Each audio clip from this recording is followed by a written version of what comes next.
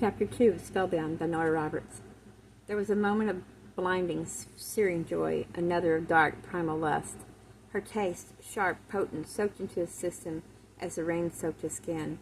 He was helpless to do anything but absorb it.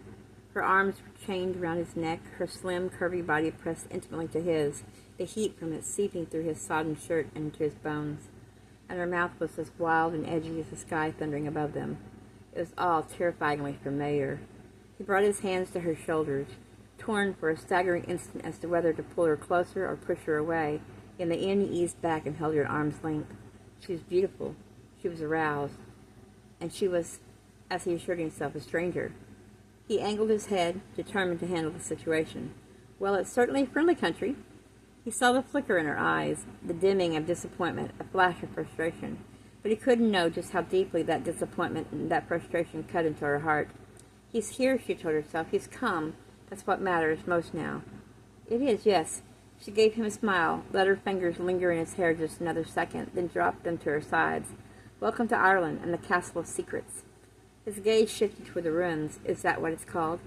That's the name it carries now. She had to struggle to keep her eyes from devouring him, every inch, every expression. Instead, she offered a hand, as she would have to any wayward traveler. You've had a long journey. Come. Sit by my fire. Her lips curved.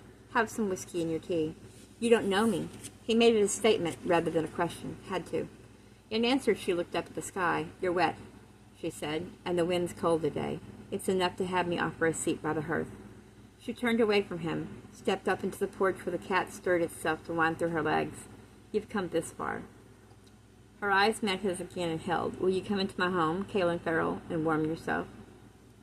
He scooped dripping hair out of his face, felt his bones tremble. How do you know my name?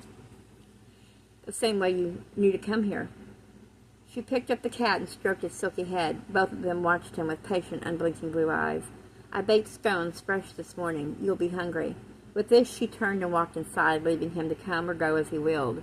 Part of him wanted to get back in his car and drive away, pretend he'd never seen her or this place. But he climbed onto the porch and pushed the front door open. He needed answers, and it seemed she had at least some of them.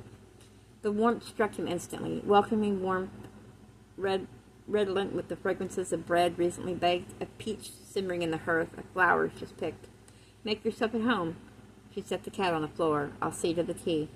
Cal stepped into the tiny parlor, and near to the red eye of the fire. There were flowers, he noted, their petals still damp, filling vases on the stone mantel, pots on the table by the window. A sugared chair set by the hearth, but he didn't sit. Instead, he studied the room with the sharp eye of an artist. Quiet colors, he thought, not pale, but soothing in the choice of deep rose and mossy greens. Woven rugs on the polished floors, mirror bright woods, lovingly cared for and smiling lightly at beeswax. Candles everywhere, in varying lengths, standing in holders of glass and silver and stone. There by the hearth, a spinning wheel. Surely an antique, he mused as he stepped closer to examine it. Its dark wood gleamed, and beside it sat a straw basket heaped with beautiful dyed wools. But for the electric lamps and their jewelry-like shades, the small stereo tucked into a stack of books on a shelf, he might have convinced himself he'd stepped into another century. Absently, he crouched to pet the cat, which was rubbing seductively against his legs. The fur was warm and damp.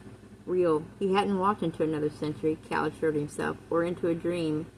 He was going to ask his hostess some very pointed questions, he decided, and he wasn't going anywhere until he was satisfied with the answers. As she carried the tray back down the short hallway, she berated herself for losing her sense in the storm of emotion, for moving too quickly and saying too much, expecting too much. He didn't know her. Oh, that cut through the heart, into the soul. But it had been foolish of her to expect him to, when he had blocked out her thoughts, her need for him, for more than 15 years. She had continued to steal into his dreams when he was unaware, to watch him grow from boy to man, and she herself blossomed into womanhood. But pride and hurt and love had stopped her from calling to him. Until there had been no choice. She'd known it the moment he stepped into the ground of her own country, and her heart had leaped. Had it been so wrong and so foolish to prepare for him, to fill the house with flowers, the kitchen with baking, to bathe herself in oils of her own making, anointing her skin as a bride would on her wedding night? No. She took a deep breath at the doorway. She had needed to prepare herself for him. Now she must find the right way to prepare him for her, and what they must soon face together. He was so beautiful, she thought as she watched him stroke the cat into ecstasy. How many nights had she tossed restlessly in sleep, longing for those long, narrow hands on her? Oh, just once to feel him touch her. How many nights had she burned to see his eyes, gray as storm clouds, focused on her as he buried himself deep inside of her and gave her his seed. Oh, just once to join with him, to make those soft, secret sounds in the night. They were meant to be lovers. This much she believed he would accept.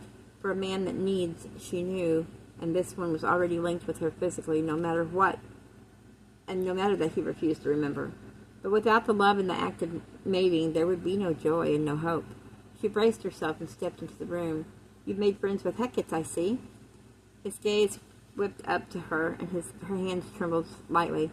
Whatever power she still held was nothing compared with one look from him. She's shameless around attractive men. Won't you sit, Caitlin, and have some tea? How do you know who I am? I'll explain what I can. Do you have no memory of me then? None at all? A tumble of red hair that shined like wet fire, a body that moved in perfect harmony with his, a laugh like fog. I don't know you, he said sharply and defensively. I don't know your name. Her eyes remained dark, but her chin lifted. Here was pride and power still. I am Brienne Torrance, descendant of Bran the Wise, and the guardian of this place. You're welcome in my home, Caitlin Farrell, as long as you choose to stay. She bent to the tray, her movements graceful. She wore a long dress, the color of the mist curling outside of the window. It draped her body, blurred with her ankles. What?